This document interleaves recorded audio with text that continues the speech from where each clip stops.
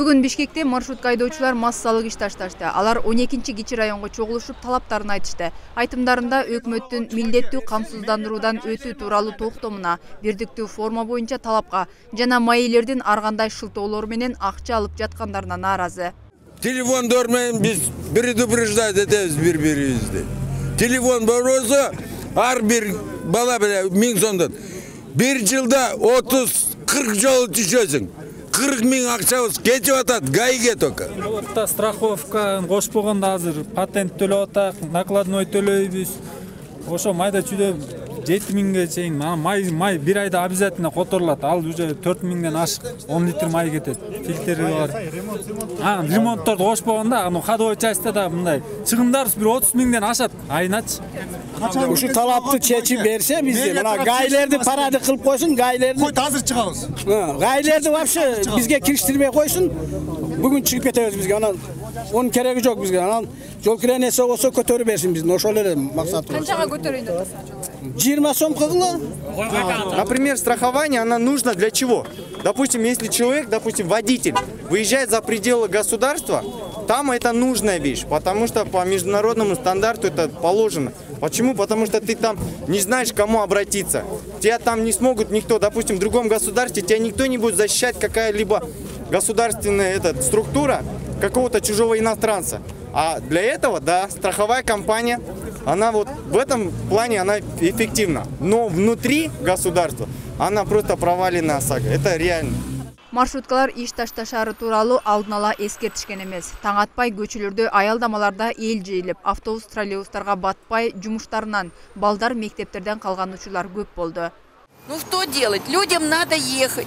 Они считают, что таким способом они сумеют выжить лишние деньги. Да если их сейчас проверить, 70% вообще не имеют права выходить на трассу. И я считаю, именно это государству сделать и надо. В такие ситуации надо было заранее предупреждать. Народ, простой народ нужно было предупреждать. Ведь они не знали, все вот опаздывают на работу. И я уже не попадаю на свое место, куда я должна была ехать. Там таксилер 300 дейт, уя албай 300. Өзүм эле кошунаң айтат, эмеге чейин, Ош базарына чейин 200 сомго алып барам дейт. Түшпөстөн жөө келүүгө туура болду. Өзүм ошо эмеде иштейм, анан мына баратам, эмне кылам?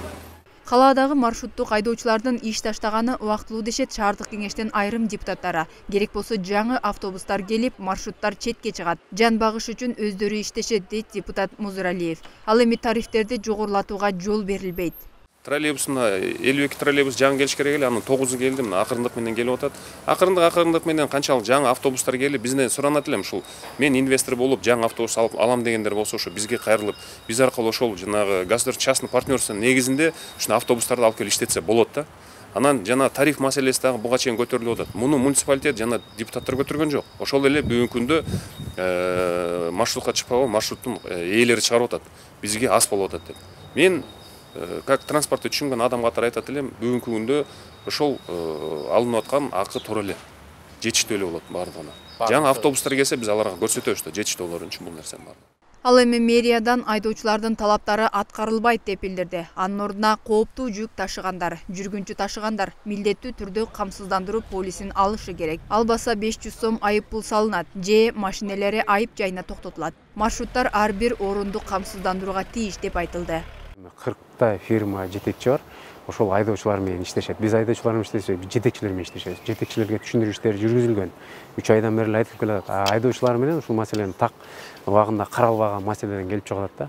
Анткени кээ бир айтып атпадымбы?